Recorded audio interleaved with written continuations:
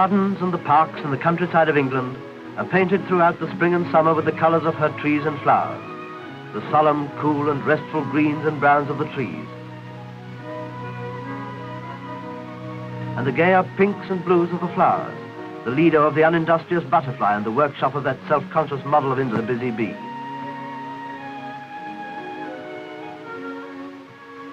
But it is the colour which is so much part of our countryside, which is reflected in all our trades and crafts, most of all in the art and science of pottery. The decoration of pottery has always found its inspiration in flowers. All that beauty springs from the common clay, but how does it attain that shape?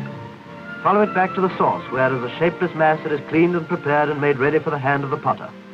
It's still the hand of the potter, though today there's a good deal of machinery in the craft.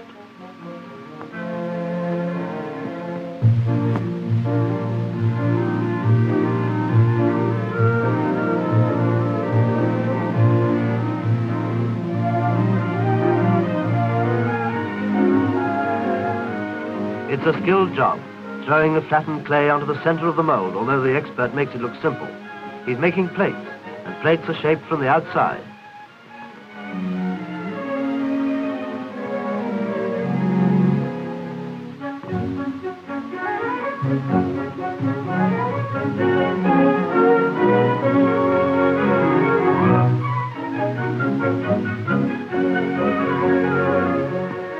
All along the line, they're making plates, for the English potter supplies the needs of the world at large.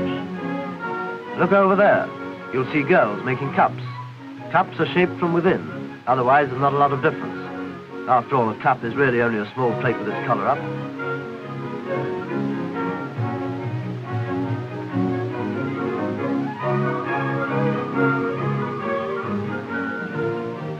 When it's dry, the cup is removed from the mold, and it is then ready to have the handle stuck on. The handles themselves are coming out of a separate mold. Isn't it nice to see a girl putting handles on cups instead of knocking them off?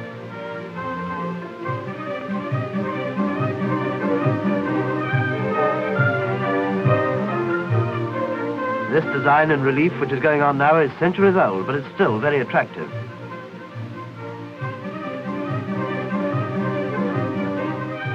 Which do you prefer?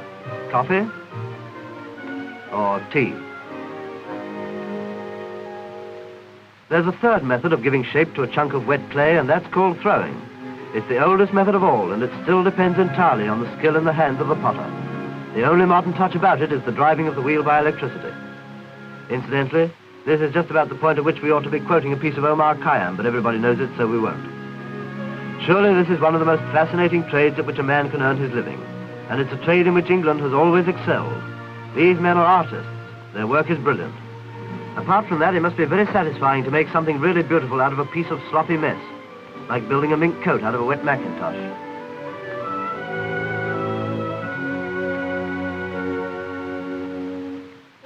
This is the turner's lathe, one stage nearer the finished article since it left the thrower.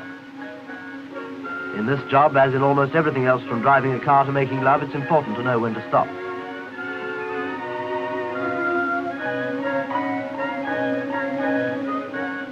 Hang on a bit too long and you turn a beautiful teapot lid into a soap dish. Yet another method is casting. That's the time-honored way of setting liquid into a shape used for anything from a railway wheel to a blancmange. In this case, it's a cover dish, and when it comes out of the mold after having set, it's all complete, even to the handles.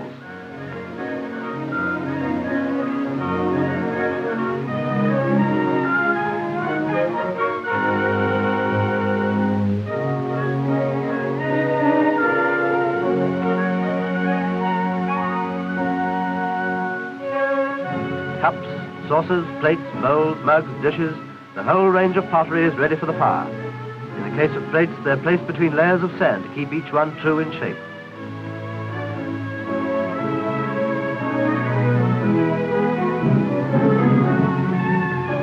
This is another stage at which science has been called to the aid of art. The electrically fired tunnel oven saves time, and the temperature can be kept in perfect control. The temperature in the oven is approximately 1145 degrees centigrade. Imagine the heat the cook must get in the oven at home when she brings out a plate all covered with little brown veins like a leaf in autumn. Presumably the answer is the cook has no control. This is the control panel, the careful check is kept on the heat in every section of the oven. What a contrast this is to the sooty bottle oven which for so long has been a characteristic shape up in the potteries.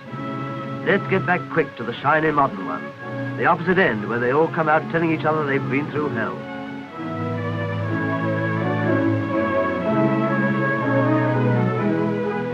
How do they get that shine on their faces? It's the glazing process, a simple dip in the glaze and then being set up to dry.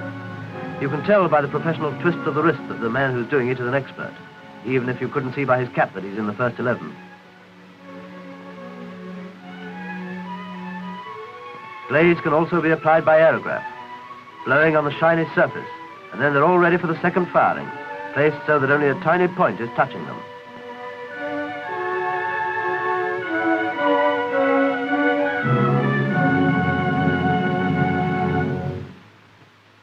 Modern pottery, like most of the best of modern things, has a keynote of simplicity. Plain colors and pastel shades are always pleasing and somehow soothing, but there's still a demand for attractive patterns, and the decorations are added by transfers. Dye is rubbed into an engraving and printed on thin, moist paper.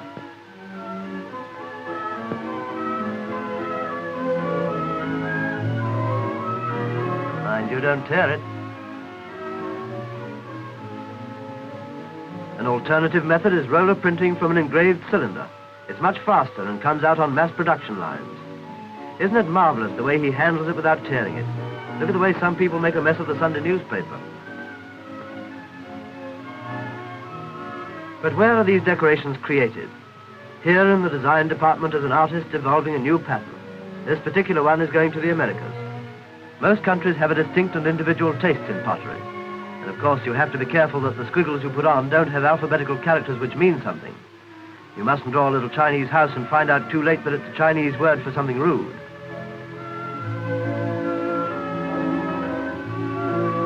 Back again to the transfers. They're all inspected before being put into use. Good printing, good design. Goodbye. After that, they're cut out and placed on the cup or the plate or whatever it may be and rubbed in. That little piece of paper is having a tough time, but its sufferings are nearly at an end.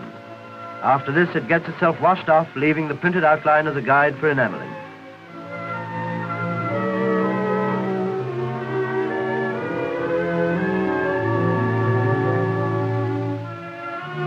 Decorations can be put on either under the glaze or over it, but perhaps the best of all is freehand painting. Smashing one of these is just one more way of breaking some girl's heart.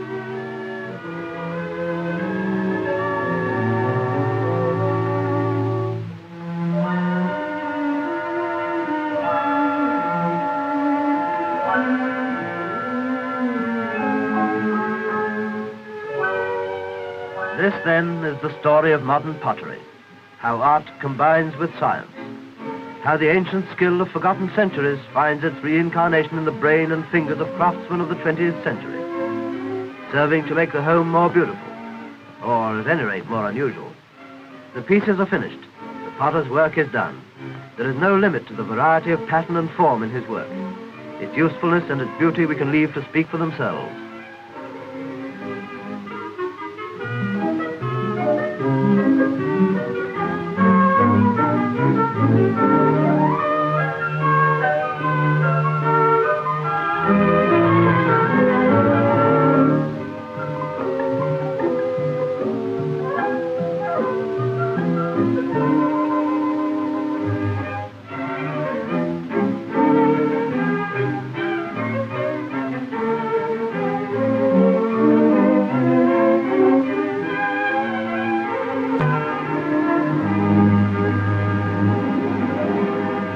Don't forget what inspired it all.